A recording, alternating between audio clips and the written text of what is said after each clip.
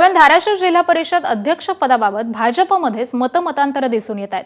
आमदार राणा जगजितसिंह पाटलांच्या पत्नी अर्चना पाटलांचा अध्यक्ष पदावरील दावा हे त्यांचं वैयक्तिक मत असल्याचं माजी मंत्री आणि भाजपचे नेते बसवराज पाटील यांनी म्हटलंय। सामान्य कार्यकर्त्याला संधी देण्याबाबत पक्षाचा आदेश होता आणि त्यामुळे जिल्हा परिषद सदस्य असताना देखील मुलाला उमेदवारी न दिल्याचं माजी मंत्री बसवराज पाटील यांनी पुन्हा एकदा सांगितलंय। तर यावेळी भाजप आमदार राणा जगजितसिंह पाटील यांच्या पत्नी अर्चना पाटील निवडणुकीच्या रिंगणामध्ये आहेत आणि यावरती बोलणं मात्र त्यांनी टाळलेलं आहे। अध्यक्ष कोणी होईल मात्र महायुतीचाच होईल असं पाटील यांनी स्पष्ट केलंय।